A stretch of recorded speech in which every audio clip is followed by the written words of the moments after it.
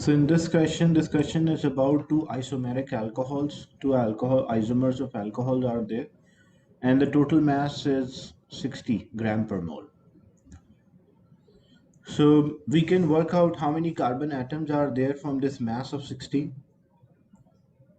because if mass is 60, the general formula of alcohol is CnH2n plus 1 OH, and that the total mass is equals to 60 according to the question. So it's CnH2n uh, plus 1 OH, the total mass, the total sum of the masses of the carbon, hydrogen, and oxygen should be 60.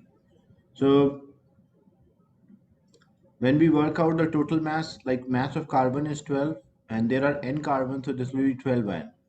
Mass of hydrogen is 1 multiplied by 2n plus 1, so this will be 2n plus 1. Mass of oxygen is 16, mass of hydrogen is 1, and total sum should be 60. So 2n plus 12n, so that will make 14n plus 18 is equals to 60. 18 will move other side, so 14n is equals to 60 minus 18. This will become 42. So 14n is equals to 42. So n is equals to 42 divided by 14. N is equals to 3. So it means this alcohol contains 3 carbon atoms. So using the molecular mass and the journal formula, we can work out the number of carbon atoms. And using the number of carbon atoms, we can work out the name of the alcohol or what type of alcohol is there. So a colorless solution, that's what we did. Potassium dichromate is in dilute sulfuric acid is added, and both alcohol cause a color change. So primary and secondary alcohol can cause a color change, tertiary cannot cause any color change.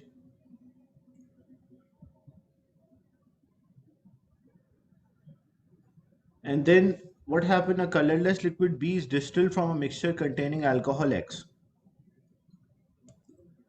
And the liquid B forms a red PPT, red precipitate, when boiled with Benedict solution. So alcohol can be, like if it's a primary alcohol can oxidize to aldehyde, and then aldehyde can be oxidized to carboxylic acid.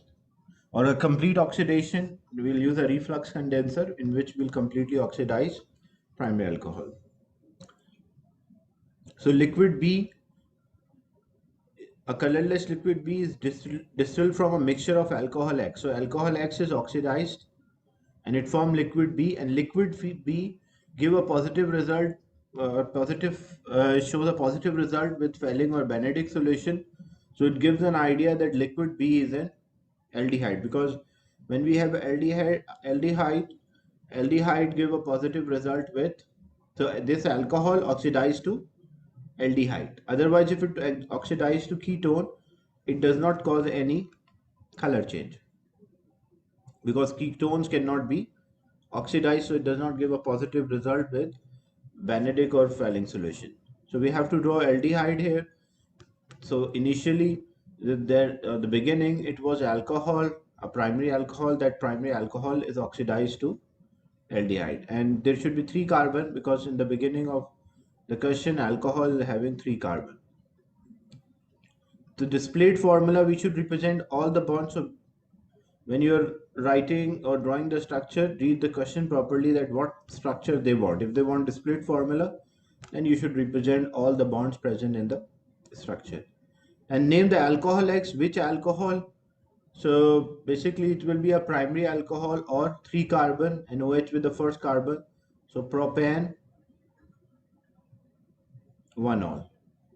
So propane 1-ol will oxidize to propanol, and propanol will further oxidize to propanoic acid.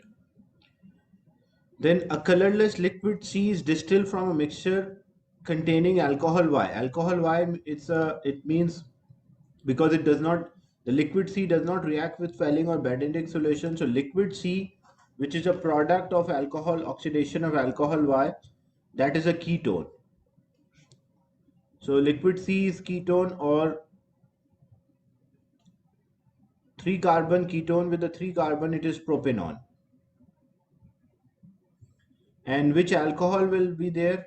It should be a secondary alcohol, because secondary alcohol will oxidize to ketone. So it will be prop and 2-ol. So liquid Y is actually propan-2-ol, which is oxidized to propanol, and liquid X is propan-1-ol, which is first partially oxidized to propanol, and then propanol will further oxidize to propanoic acid.